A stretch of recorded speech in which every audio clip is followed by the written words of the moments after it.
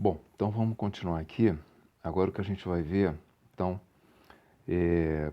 para fechar esse item 2.1, depois de ter visto aqui como é que são os gráficos, né, da função, da função de resposta em frequência, tanto em módulo quanto em fase, né, a gente vai ver aqui agora a questão da resposta total do sistema, né? Porque o que acontece é que a gente trabalhou, né, no sentido resposta total. A gente trabalhou no sentido de obter. O que acontece? A gente começou com a nossa equação, né, mx2 pontos mais cx ponto mais kx igual a f de t, né? Uma f de t do tipo harmônica, né? Ou seja, f0 é elevado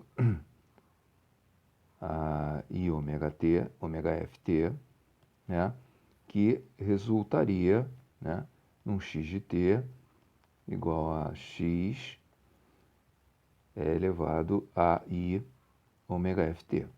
Então a gente fez todo esse desenvolvimento e chegou num par de expressões, né? Um par de expressões, um relacionado ao módulo, né? O módulo da função de resposta e frequência, e outro relacionado, né, ao ângulo de fase, né?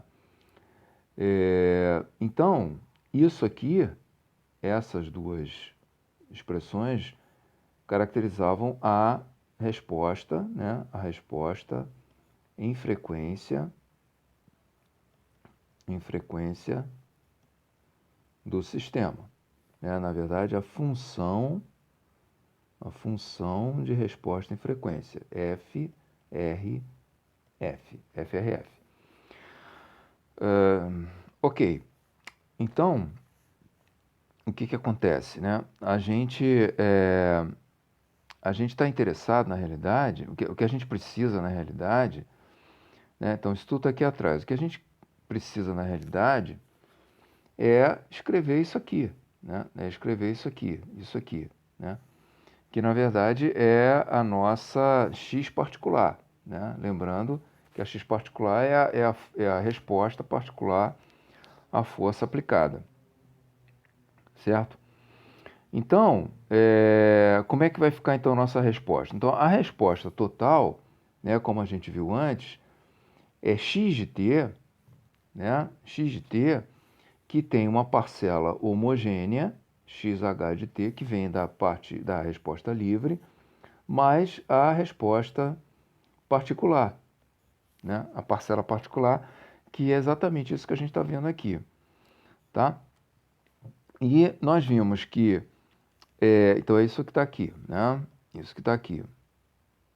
Agora, o que nós vimos? Nós vimos que a resposta harmônica, ou desculpa, a resposta homogênea, ela é para um sistema sugamortecido, né? Quer dizer, um sistema que vibra, né? Ele realmente vibra, não é um sistema crítico nem superamortecido, ele é subamortecido, ou seja, se ele é subamortecido, ele vai ter um comportamento, né, assim, né, no tempo. Então, para um sistema subamortecido, a resposta dele vai ser o XH, né? Eu vou ter que colocar aqui um H nesse X, que eu não preciso colocar quando eu estou isso na resposta livre, porque agora eu tô tendo que carregar a resposta particular, tá certo? Então, para a parte da resposta homogênea, eu tenho um X homogêneo, uma amplitude máxima devido à parcela homogênea, multiplicado por E elevado a menos zeta ômega 0t, né? Que é o que provoca o amortecimento, cosseno de ômega dt menos φh, né? Ou seja, a gente tinha um φ também lá, e agora a gente vai precisar colocar esse Hzinho aqui para diferenciar do φ da parcela particular. Bem, e no caso da resposta particular, a gente acabou de ver que é o x particular, que foi tudo isso que a gente viu ainda agora, vezes e elevado aí ômega dt, né? E na forma trigonométrica vai ser escrita como xp de t igual a xp cosseno, né, de ômega ft menos o φ, só que o φ particular, certo? Então, o que que nós temos no final das contas juntando, né, trabalhando com isso aqui, somando isso com isso? A gente tem isso que está aqui, né? Não vou escrever de novo. Ou seja, essa primeira parte aqui, ela vai vir daqui. E a segunda parte aqui, ela vem daqui, certo? Onde, né, o xp e o φ de p foram vistos acima, e o xh e o φ de h foram obtidos a partir das condições iniciais, né, x0 e x.0, que foram vistas lá no caso da resposta livre, né?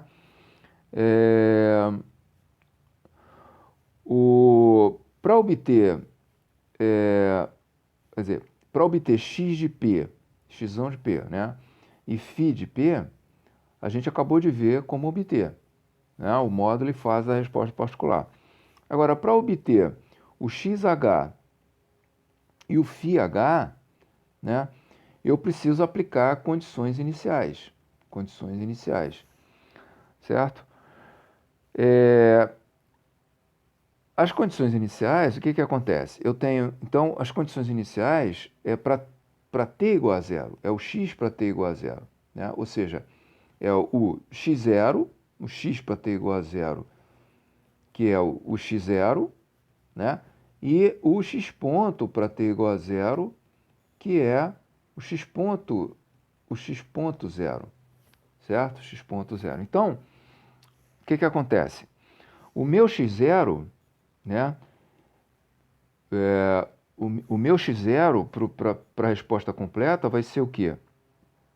Quando eu substituo, né?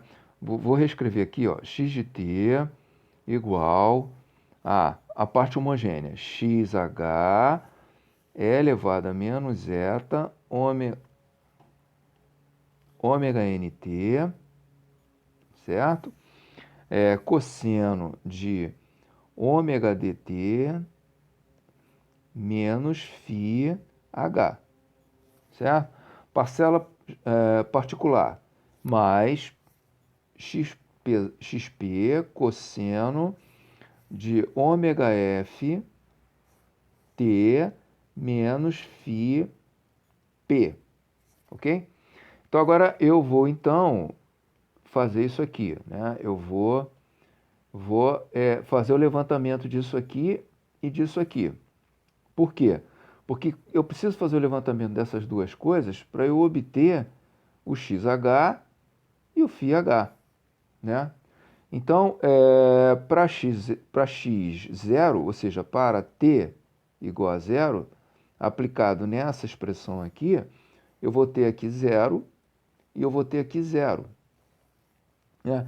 Então, eu vou ter zero aqui, vai ficar cosseno de menos φh, né? Que é cosseno de φh, porque é uma função par, o cosseno. Então, eu vou ter xh, né? Aí eu vou colocar o t igual a zero aqui.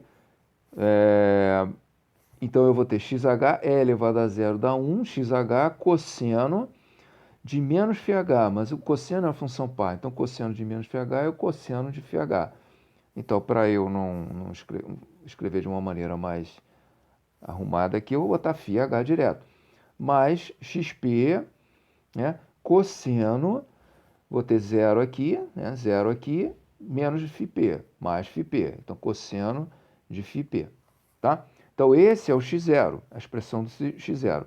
E o x ponto zero, o que acontece aqui? Olha, eu tenho uma equação, eu tenho duas variáveis aqui, né, duas incógnitas aqui, xp e φp.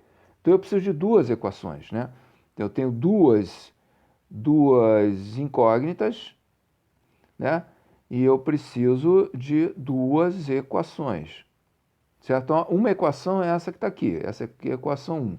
A equação 2 é com o x ponto zero. Então, x ponto zero vai dar tudo isso que está aqui, né? Eu vou ampliar aqui, né? Da onde veio isso daqui? Né? Isso aqui veio da aplicação, da derivação dessa expressão aqui, né? Dessa expressão aqui,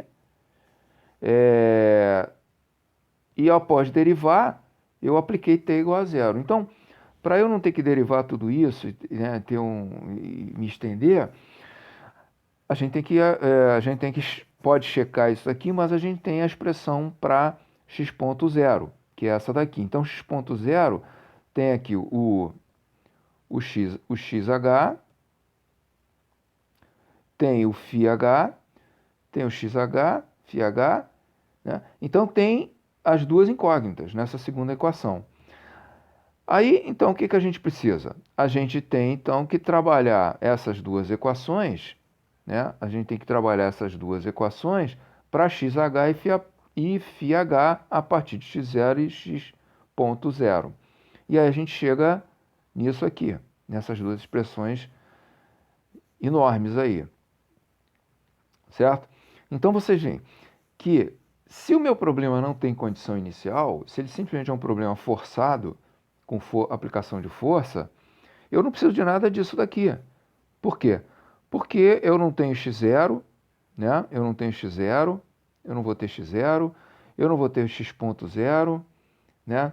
Eu não vou ter aqui, né? Então tudo vai se resumir, né, ao que sobrar aqui, né? Tudo vai se resumir ao que sobrar aqui.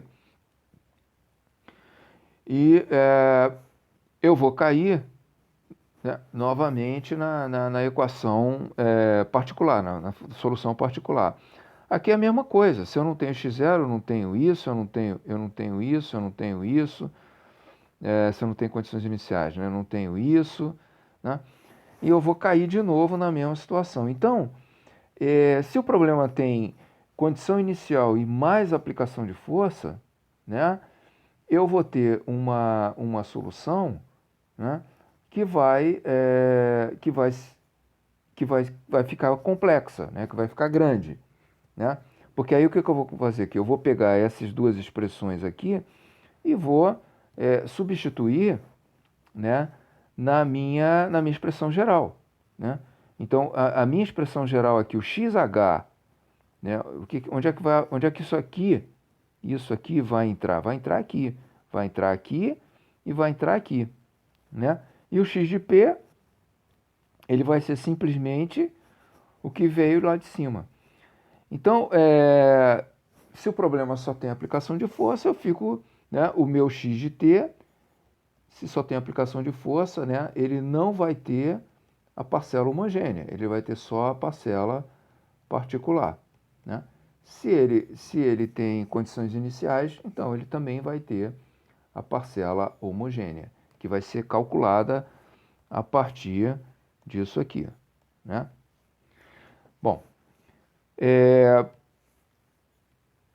seguindo aqui em frente, né, nós temos um outro assunto para fechar essa parte aqui, 2.1, né, que é um assunto análogo àquele do decremento logarítmico que a gente viu lá na vibração livre com amortecimento. Lá a gente viu uma forma de estimar o amortecimento, né, de estimar o amortecimento do sistema, né, a partir da resposta no tempo, tá? Então a gente tinha aqui o decremento logarítmico, declog. Então a gente obtinha, na verdade o objetivo era obter o zeta, uma estimativa do amortecimento do sistema. Agora a gente tem a mesma intenção, a mesma intenção, né? Só que a partir da FRF e não mais a partir da resposta no tempo. Então, esse assunto aqui, ele trata da estimativa, da estimativa do amortecimento do sistema a partir da sua função de resposta em frequência, ou seja, a partir da sua FRF. Então, nós temos aqui o par de expressões que me dá o módulo, né, e a fase da função de resposta e frequência, né, e do gráfico da amplitude, né, ou seja, do gráfico da amplitude da função de resposta em frequência, né, do gráfico da amplitude da FRF, pode-se estimar o amortecimento a partir do chamado fator de qualidade do sistema. Então, voltando aqui atrás, né, essa é o gráfico da função de resposta em frequência do sistema. Só que aqui são para vários sistemas, né, para sistemas com amortecimento diferente. Então, para um sistema, para qualquer sistema, ele vai ter um amortecimento próprio, vai ter um amortecimento só. Então, vai ser uma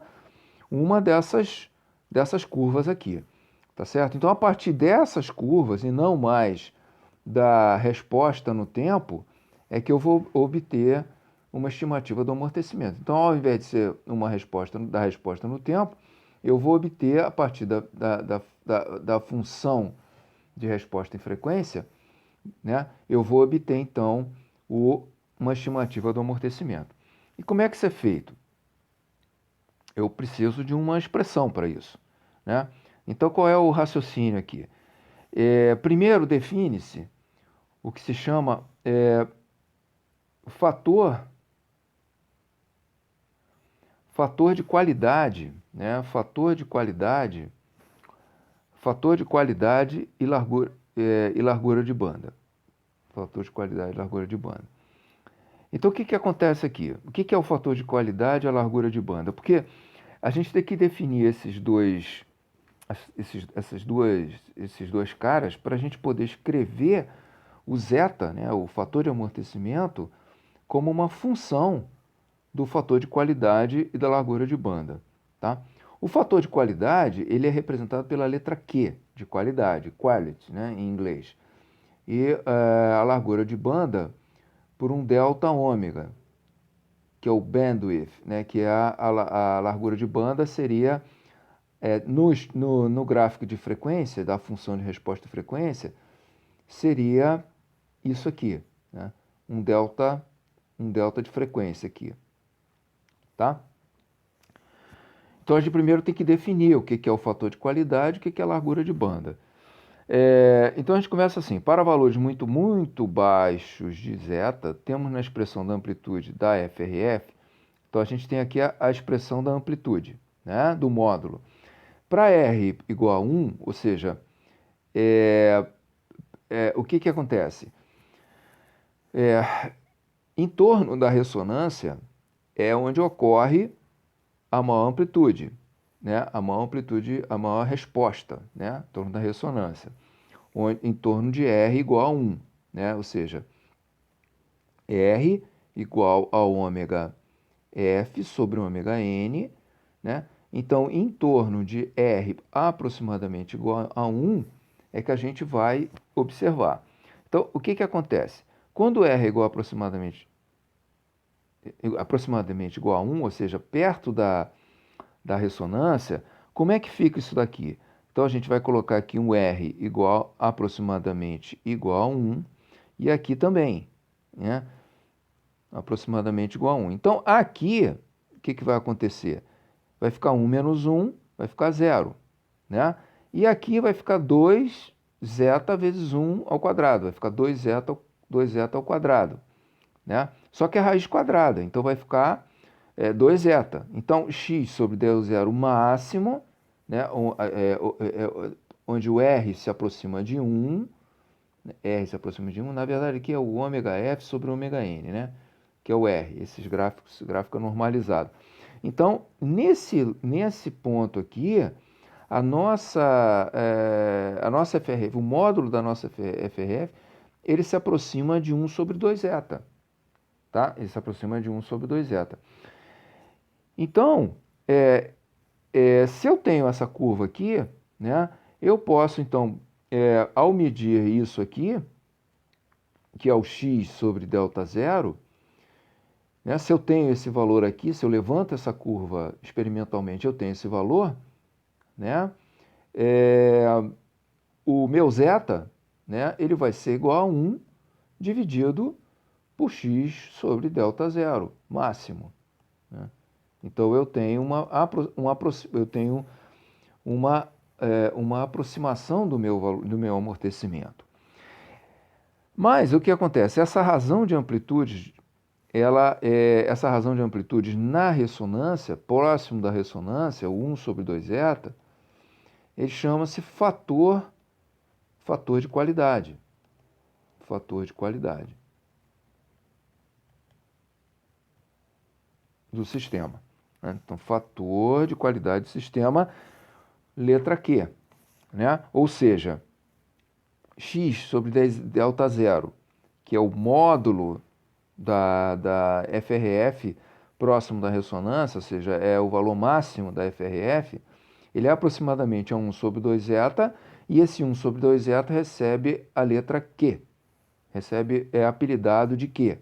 De fator de qualidade. Então, quando a gente pega o gráfico, né,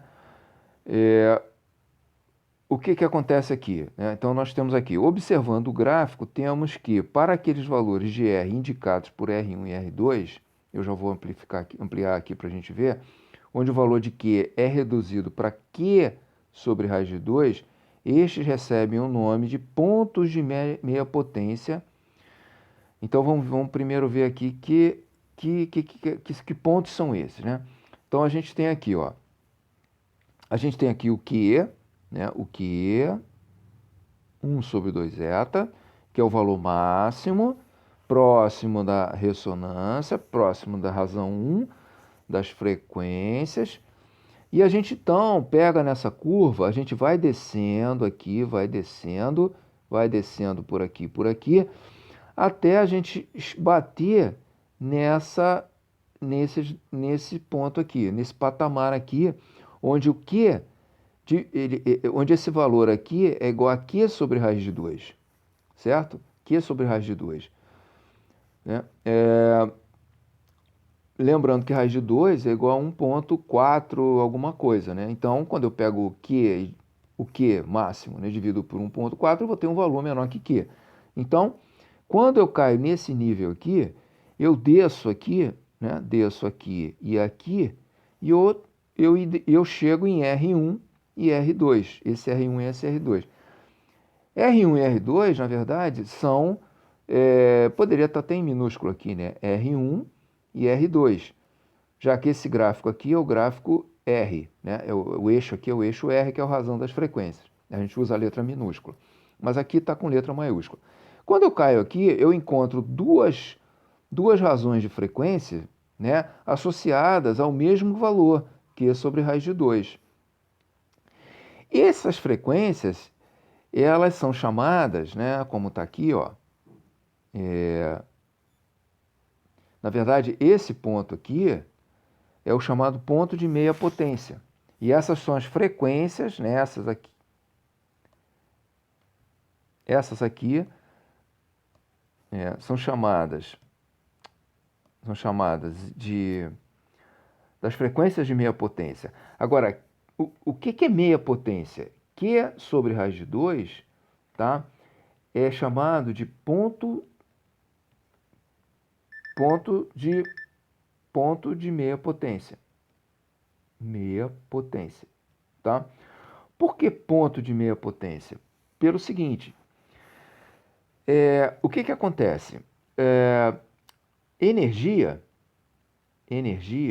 está sempre associado, né? Se eu tenho uma grandeza x, né? estou usando aqui a letra X por usar, tá? Tem nada a ver com o X o X aqui do nosso contexto. X ao quadrado, a energia está sempre associada ao quadrado de alguma coisa. Então, quando a gente tem, por exemplo, a energia cinética, né? A energia cinética, 1/2 de mv ao quadrado. A energia potencial elástica, né? Potencial elástica, a gente tem 1/2 de kx ao quadrado, né? Onde x é a deformação da mola. Então, energia está sempre associado ao quadrado de uma grandeza. Simplesmente porque energia, né? Energia ela é igual a trabalho, né? E trabalho é o quê? Força vezes deslocamento, né? Então, esse produto aqui, né? Esse produto aqui, ele na realidade, ele implica em que vai surgir o quadrado, né? Se a gente desenvolver para a energia cinética, vai surgir o quadrado da velocidade, né? Lembrando que a energia potencial é uma definição, né? Mas a energia cinética, ela vem do princípio do trabalho-energia, tá? Então, esse quadrado aqui, qualquer tipo de energia, né? Energia elétrica, é RI ao quadrado, né? Né? Então, assim, quer dizer, o que vai acontecer? Na verdade, isso aqui é potência, né? O que vai acontecer? E como é potência, né? Potência é energia no tempo, né? Então, a potência, automaticamente, ela está associada ao quadrado de alguma coisa, certo? Então, quando eu tenho a potência ao quadrado, eu tenho potência, quando eu estou trabalhando com energia, e aí eu pego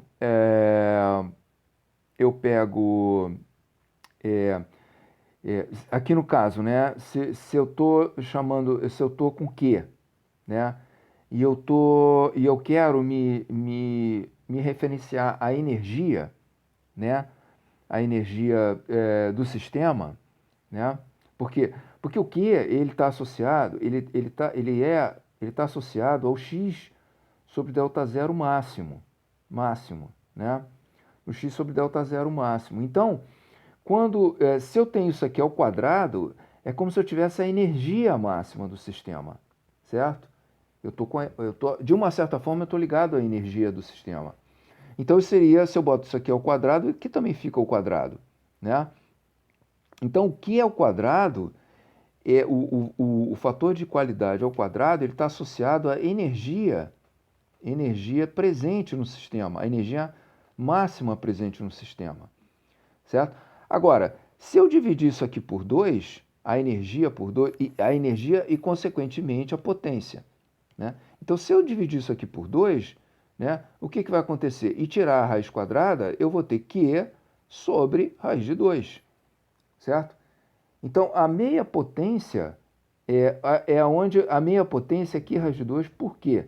Porque aonde, se eu elevar ao quadrado, eu vou ter a meia potência, certo? Então, essa aqui é a história. Então, a meia potência é Q sobre 2, tá? Agora, o valor de Q associado à meia potência é Q sobre raiz de 2, porque quando eu elevar isso aqui ao quadrado, eu vou ter Q sobre 2, tá? Então, quando eu tenho ponto de meia potência, ou seja, são aquelas frequências, né? Quando eu trago para cá, indicam quais são as frequências em que o sistema responde com aproximadamente a metade da energia, a metade da potência que ele responde na sua condição máxima, tá? Então, esses são os pontos de meia potência. Ou seja, como está dito aqui, em referência à energia absorvida pelo amortecedor, pois esta é proporcional ao quadrado da amplitude do deslocamento, tá? Então, ou seja, o que acontece é que nesse ponto de meia potência, o sistema, o amortecedor, ele tá absorvendo a energia do sistema. Então, nessas frequências de meia potência é onde ele está, onde o amortecedor está tirando energia do sistema, né?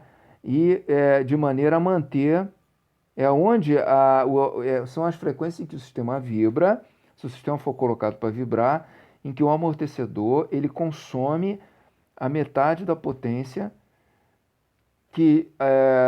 da energia a metade da potência em relação à potência total que o sistema poderia desenvolver se ele estivesse sendo excitado numa frequência próxima da frequência de ressonância, tá?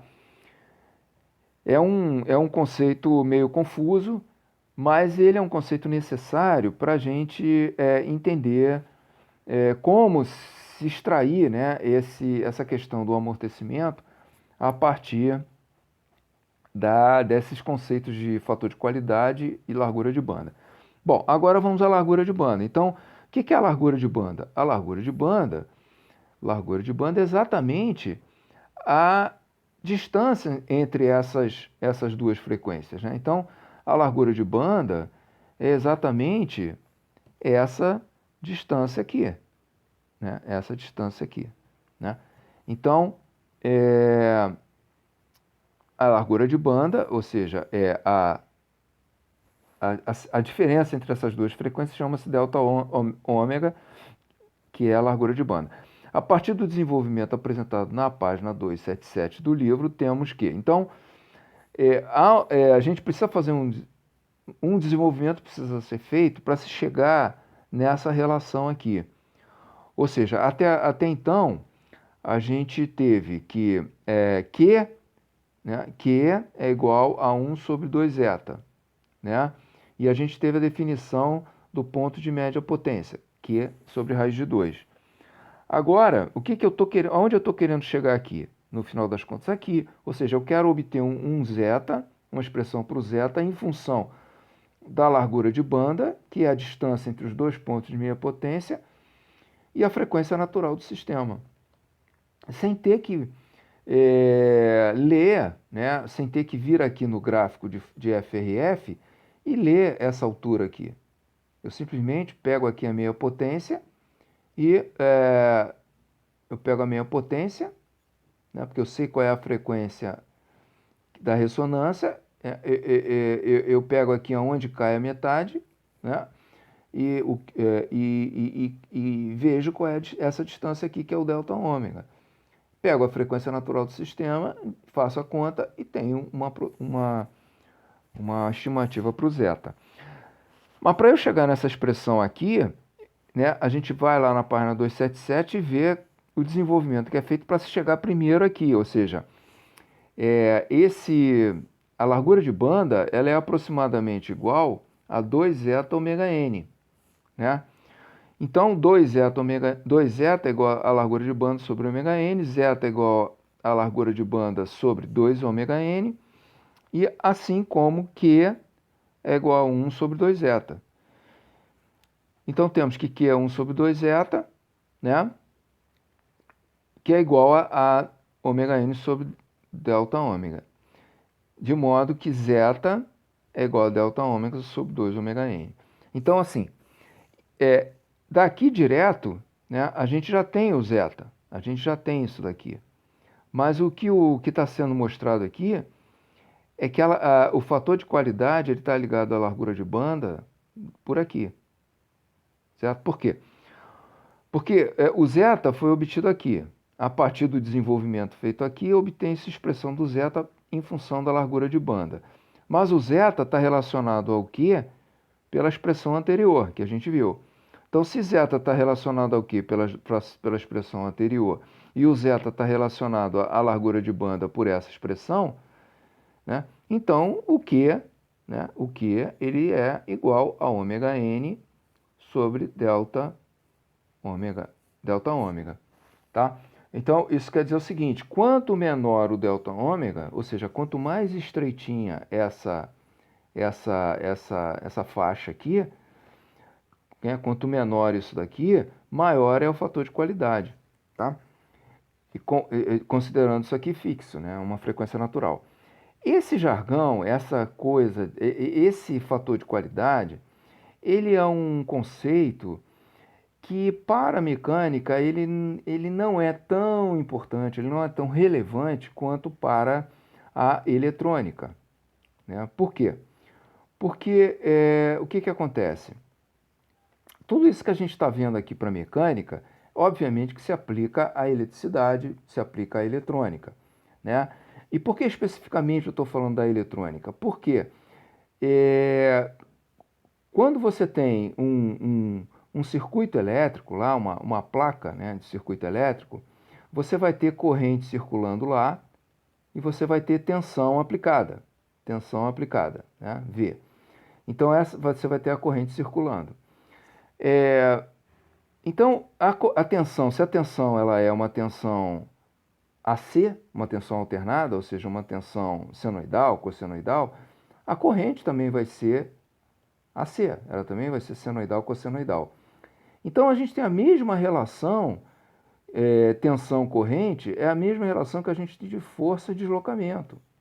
Força e deslocamento. Para quê? Para tensão harmônica, corrente harmônica. Para força harmônica, para deslocamento harmônico. Então os conceitos são iguais. Então, também para a eletrônica, a gente tem a função de resposta em frequência. Só que agora é a função de resposta em frequência do circuito, né? Do circuito, né? E o circuito básico é o circuito LRC, né? LRC, né? Que é o circuito, você tem uma fonte, você tem uma resistência, você tem um capacitor e você tem uma bobina, um indutor, né? Então, isso aqui você tem uma tensão, isso aqui você tem um R, aqui você tem um capacitor, aqui você tem um L, como a gente viu lá, e uma corrente circulando, como a gente viu em métodos, né? Então, a gente sabe que isso aqui faz o papel da massa, da inércia do circuito, isso aqui faz o papel da mola do circuito e isso aqui faz o papel do amortecedor. Então, a relação é a mesma. Então, o circuito também tem uma função de resposta em frequência, tá? Então também vai ter todos esses conceitos de largura de banda, de fator de qualidade. Só que o fator de qualidade, ele é interessante para a eletrônica, para um circuito eletrônico, pelo seguinte, porque imagina um circuito eletrônico por exemplo, de sintonia de rádio, né? Quando você sintoniza um rádio, você na realidade, você tá mexendo lá no botãozinho que você vai procurando a rádio, né? Na verdade, o que, que o circuito está fazendo? Ele está varrendo as frequências que ele está recebendo das antenas, e quando ele encontra uma frequência, uma determinada estação de rádio, o circuito dele entra em ressonância com aquela frequência, né? Então, na realidade, ele não tem só uma frequência de ressonância, ele tem várias frequências. Então, quando ele encontra uma estação, né, ele entra em ressonância, o circuito, a corrente é máxima que circula, porque ele encontra uma frequência, né, que coincide com a frequência de uma rádio que bota ele em ressonância. Aí quando você tira, começa a aparecer aquele chiado, ele né, fica fora de estação, daqui a pouco você vai mexendo, encontra outra, não é isso? Então, o que que acontece? Aquele chiado, né, e a sintonização do rádio, ela vai ser a mais precisa possível quanto mais fino for esse bico aqui. Então, quanto mais fino for o bico, mais alto ele sobe. Porque essa área que está aqui embaixo é que indica a quantidade de energia que está no sinal. Então, se você sobe com a altura, você tem que afinar a área. Então, quanto mais alto for esse bico aqui, menor é essa área e maior é a resposta, mais alta é a resposta que você tem, maior a corrente que circula aqui. Então, melhor é a resposta do circuito, melhor é a sintonia das estações. Então, aí, como o fator de qualidade tá associado à largura de banda, né, por essa expressão aqui, por essa expressão aqui que está no denominador, né, ômega n sobre delta ômega, quanto menor for o delta ômega, ou seja, quanto mais estreito for isso daqui, maior é o fator de qualidade. E quanto maior o fator de qualidade, 1 sobre 2 zeta, isso significa que menor é o zeta, menor é o amortecimento, menor é a perda no circuito pela dissipação de energia, pela resistência do circuito. Então, o fator de qualidade está intimamente ligado, está inversamente ligado, né, ao fator de amortecimento. E para nós mecânicos, é onde a gente identifica qual é a gente tem uma estimativa desse amortecimento, e para os eletrônicos é o pensamento mais no sentido da qualidade, né, da qualidade daquele circuito em sintonizar na sintonia, seja lá do que for. Pode ser sintonia de rádio, pode ser sintonia de televisão, pode ser sintonia de celular, pode ser sintonia de qualquer sinal. Mas o princípio é o mesmo, por isso que nós usamos o mesmo jargão dos eletrônicos. A única diferença é o que? É a faixa de frequências, né? A faixa de frequência. Enquanto a gente trabalha de hertz até alguns milhares de hertz, né? Alguns milhares mesmo, de até 10 kHz, eles trabalham de centenas de milhares de hertz a milhões, né? A megahertz, a gigahertz, que são bilhões, né? 10 a nona. Então é isso aí. Então esse conceito de fator de qualidade e largura de banda, eles são muito importantes e eles são o análogo do decremento logarítmico para a obtenção de uma estimativa do fator de amortecimento a partir da curva de resposta em frequência, enquanto que o decremento logarítmico é a partir da resposta no tempo. Porque lá a gente não tinha força aplicada, então a gente não podia ter função de resposta em frequência. Mas a gente podia aplicar a condição inicial e ter uma resposta que amortecesse com o tempo. E dali a gente tirava o decremento logarítmico. Bom, então a gente termina aqui essa parte e na sequência vamos entrar aqui na vibração com o movimento da base, né? Então a gente acabou de ver isso aqui e no próximo vídeo então a gente vai entrar no item 2.2, que é agora considerando o movimento da base.